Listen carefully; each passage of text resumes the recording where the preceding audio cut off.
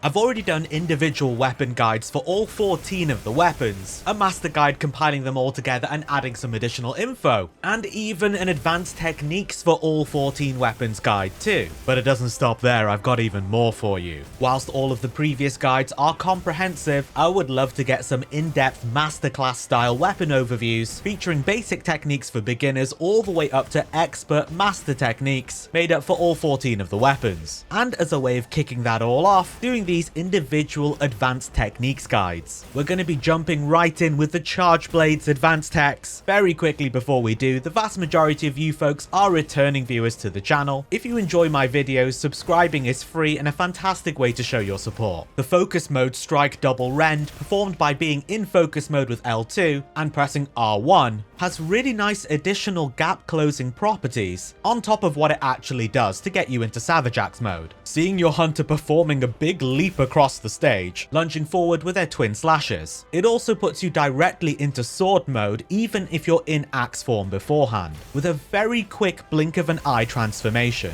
Two very nice additional properties that may not be immediately obvious, but are absolutely worth keeping in mind for the tech. If you're coming from Monster Hunter World, Savage Axe mode was just something that you would automatically benefit from during your axe swings. You may not be aware that in Wilds you actually do need to hold down the attack inputs to get those additional ticks, the pizza cutter spinning slashes, which gives you up to double damage. These are really powerful and benefit from so many different skills, elemental damage. It's definitely something you want to integrate into your core axe gameplay. If you're having trouble doing it, try double tapping the attack input before you hold it down. All of your sword swings that connect to the monster add a certain level of charge, and we know that if you really want to build up some charge, you use the charged double slash. For the most efficient technique or combo to build up your charge, you go from charged double slash by holding down circle or B into the shield thrust by pressing triangle and circle or Y and B together. Bouncing between these, you will build up to red charge in absolutely no time. Charging up your sword is something you can do after you've got a charged up shield, which adds the weapon's file effects to the sword and also gives it mind's eye, preventing your sword swings from bouncing. So with impact files, that's adding a lot of stun and extra damage, and with elemental files, a lot of extra elemental damage. Definitely worth doing and gives your weapon some really cool effects. This is done by holding down guard with R2, charging with circle or B, and then holding down triangle or Y until the sword locks into the shield, gaining the shield's charge into the sword, before firing out the condensed element slash. I'm mentioning this not to tell you that you can charge your sword particularly, but that the sword charge itself takes a very long time to do. However, if you do the sword charge when you are actually storing files at the same time, this drastically cuts down the charging time, to the point where I would only ever do this if you are storing files at the same time. Plus, condensed element slash is a great attack, so the more that you can do it and the quicker you can do it, even better. Speaking of storing files, if you actually hold down circle or B, the charging input, the hunter will automatically swing the shield forward and store the files into the shield, charging it up in one swift technique. This is new to Wilds, and if you still want to do the old way, pressing R2 to do element round slash out of the AED, that's fine, you can do that. The reason I'm bringing this up is that the new shield charge actually does have a guard point at the end of it as well, as does the element round slash. So just be mindful that either technique of charging up your shield using your files will end with a guard point. Immediately after doing your charge R2 and circle to store up the files, you can go straight into the element discharge combo, automatically transforming the weapon into axe mode by pressing circle or B,